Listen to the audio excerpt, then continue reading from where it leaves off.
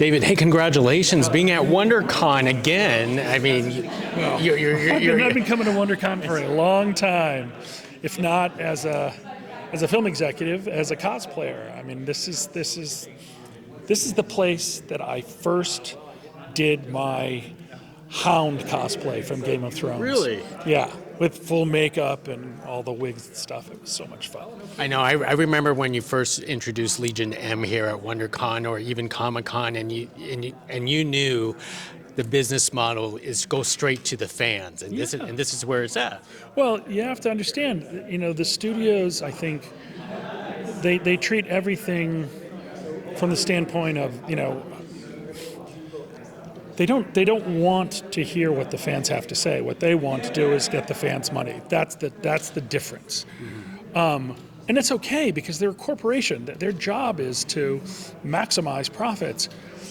We want to do the same thing, but we also want there to be another currency, and that currency is pride of ownership.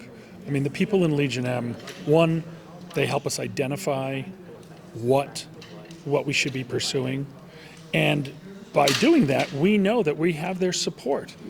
And it's so important. It's so important. It's such a relief to know that you've got a group of people. You're not operating in a vacuum.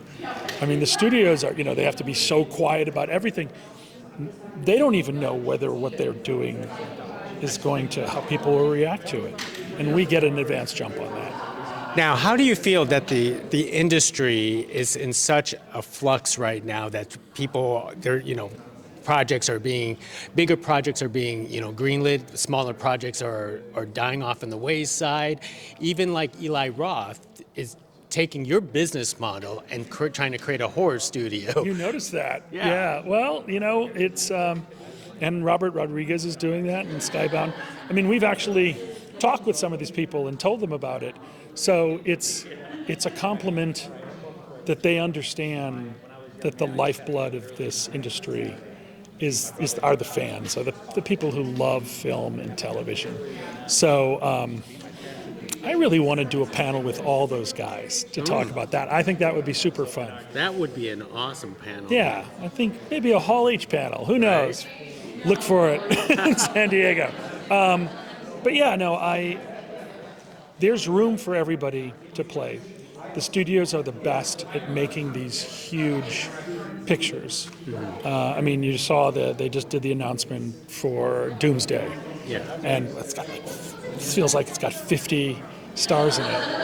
We're not going to make those kind of movies, but we will make movies like, You Can Call Me Bill, the documentary on Bill Shatner, or My Dead Friend Zoe. Great movie. Which just, was in theaters, available on VOD, Apple, and Amazon, and it is. You're not supposed to say when you make a movie, "Oh, it's a great movie," but it's a great movie, and I'm very, very proud of it. Well, then tell us about. Of course, we're pitching this Fade to Black, which is a great movie because you're so confident in it. With it, you're introducing it to this crowd with the teaser trailer. I will. So I'm a member of the Writers Guild, and I spent years pitching stories to studio executives. And when I read this script, I literally broke out in a flop sweat because I was hearing dialogue that was spoken to me, and it had been so long since there had been a really satirical look at Hollywood. I mean, The Player was, Robert Altman's The Player is probably the best known one. And then there was Entourage. Mm-hmm. And it just sort of hit me that this could be the right time. And then what we always do is we canvass our community. So we have a thing called Impulse, and we send out a survey. And we put in sometimes fake log lines we mix in there. We've never had a fake log line that got voted first, in which case we would have had to make the movie that we just made up. But this was the number one, and that's what triggered it. I mean, my gut instinct was go for it. Also, Soni. Mm-hmm. He stole every scene that he was in Deadpool. He exudes this warmth. You want to root for him no matter what he does. And of course, in this film, he's going to do some dark things. And I just thought that juxtaposition of this incredibly charming, warm guy and what happens when that pressure cooker of Hollywood hits him.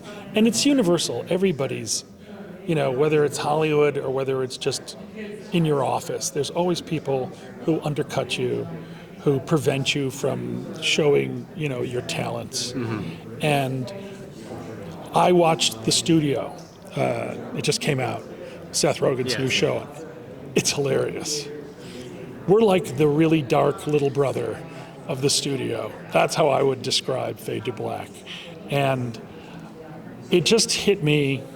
The American public doesn't have any problem with Hollywood speak.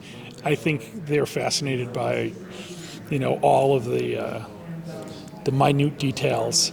And I think this is just going to be it's going to be a hit, actually. I think Karen's going to crush it. Well said. Well, I've taken a lot of your time already, but one last thought. Sure. Because Fade to Black kind of makes fun of you, that in the fact that in the back of a lot of these people's minds, you as a Hollywood executive is the one that. But I have to say, having been a development executive, for decades, and having said some of the things that those executives, I was on both sides. I was literally the writer and the executive. Executives have a pretty good sense of their own silliness. And so I don't think anybody's going to be particularly offended. In fact, I think they're probably going to go, yeah, I did that to that person, and just chalk it up to the changes in Hollywood and the corporate system. Executives have a shelf life of 4 years. So they've got to maximize their stuff, and if it's based on a comic book, IP is has become the obsession. Yeah. And so what our movie is about is, what about the people who have original ideas? What do they have to do to get those ideas made? And maybe there's a line you shouldn't cross on what you're willing to do. Well said. Well, you have already changed the industry, so I look forward to that Hall H panel someday. Oh, me too. That would be fun. I'm going to talk to all those other guys, see if we can get it going. Do it. Thank you very much, Dave. Sure Thank thing. you.